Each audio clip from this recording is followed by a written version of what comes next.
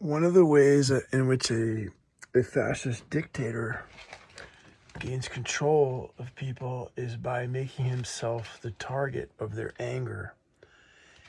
And the President of the United States, this guy here, really shouldn't be the president.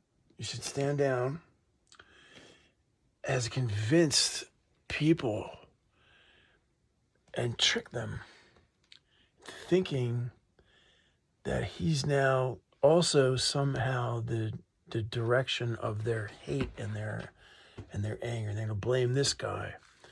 It wasn't this guy, Donald Trump. It was the people behind the corporations who facilitated it to the point where the majority of people bought into it and voted for their corporation, their business incentives. And they figured, well, let's get a good actor. Let's get somebody who was on the Howard Stern show. He's a very good actor, for real, to convince a lot of people that he had their best interests in their mind. He's gonna be their savior.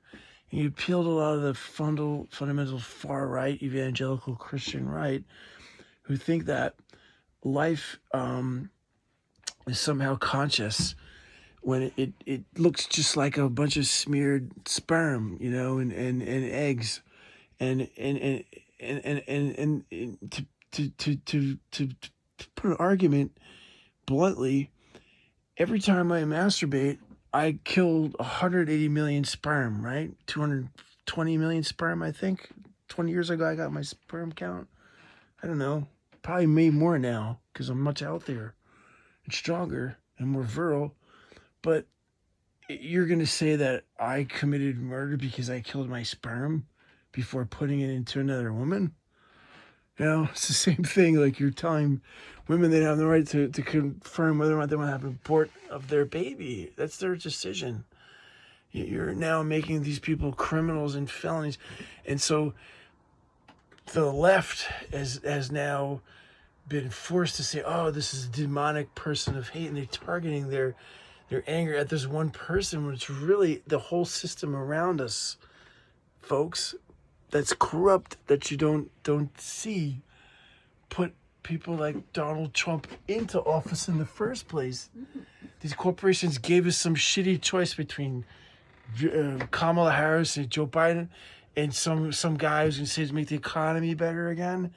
It was all to trick you into thinking, oh, you had some kind of choice as to what's better or not.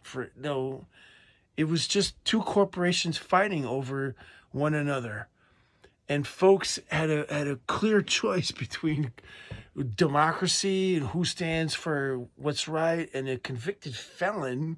All the signs and everything that you could say was going against this candidate.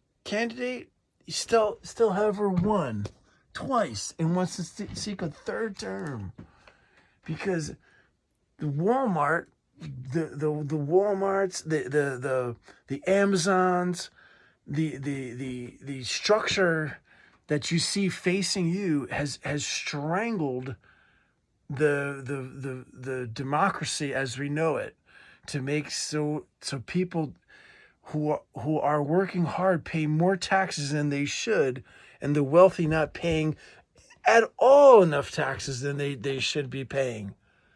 The wealthy should be paying 90% of their wealth to give back to the American families. Every mega billionaire and trillionaire could write a check for $50,000 to every American family right now for life, and not even have to look over their shoulder and think twice about it. But they're greedy, and they just want to build their empire as they know best for themselves. Not for all of us, but for their corporations, for their businesses. And folks, I'm not trying to say that I have the biggest credentials in the world, but I did work on fucking Wall Street for the mayor of New York City in the contracts department for this guy who's trying to run for president of the United States, for crying out loud. These people think that they know what's best for everybody else because they're so wealthy and they made billions of dollars on their businesses. That does not mean that they know what's best for our planet.